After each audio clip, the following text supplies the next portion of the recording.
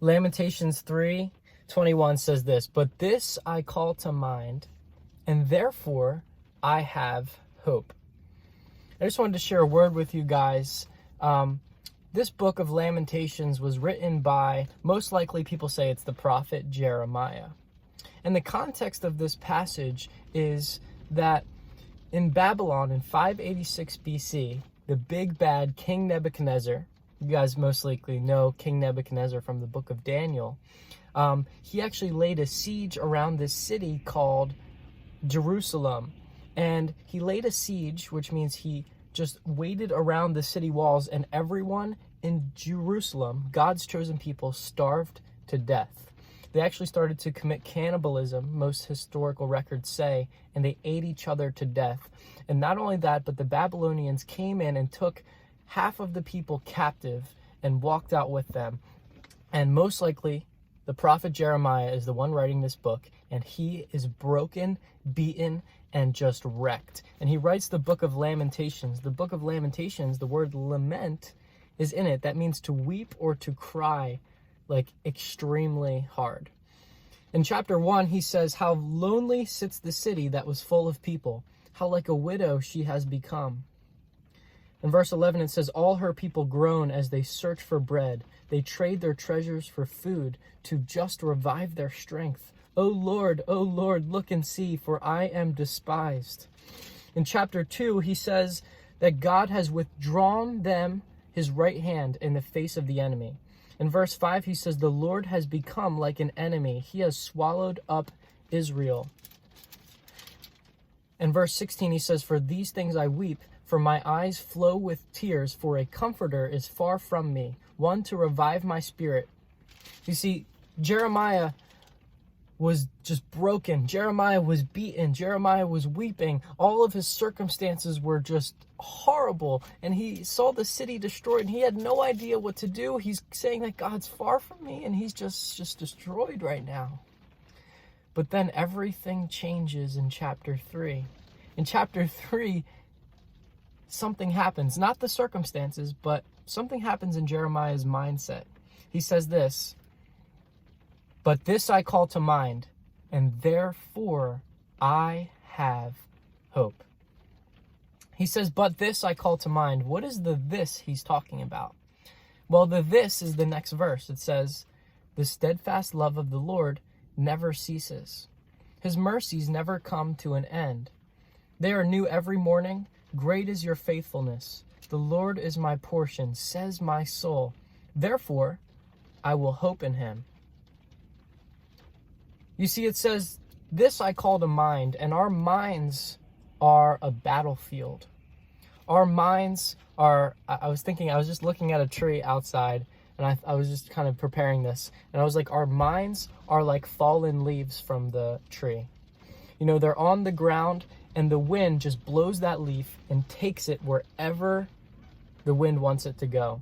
But our minds should be more like leaves that are attached to the branches, where the wind blows and it takes our thoughts a little bit, it moves that branch, but the leaf is still connected to that branch, and it doesn't go far. You see, our minds just wander. But Jeremiah says, "This I call to mind." It also says, "This I call to mind." I think of a call, like football players, when the coach, he calls timeout. He flamboyantly sometimes has to move his arms to get the referee to blow the whistle. And once he calls timeout, everyone on the team stops all of their game plan and walks over to the coach to go into the huddle. And you see, we need to call to mind the truth of God. We need to blow the whistle and say, no, all of these lies, I need to come back to truth. You know, in Romans chapter 8, let me find it here. In Romans chapter 8, Paul writes this. He says, "For those who live according to the flesh set their minds on the things of the flesh, but those who live according to the Spirit set their minds on the things of the Spirit. For to set the mind on the flesh is death, but to set the mind on the Spirit is life and peace." It's life and peace to set or fix or lock in your mind. In Hebrews chapter 12, it says, fix your mind on Jesus, the author and perfecter of our faith. I think of the wise men, right? They're walking to see Jesus, who's a baby in Bethlehem at the time. And as they're walking, they're making their direction path all by just fixing or setting their mind on that star that's the Star of David hanging over Jesus's his birthplace. And they set their mind on that star and they made the journey to Jesus. How much do we have to do that? But maybe you're saying here, why would I set my mind? Why do I have to call my mind to God?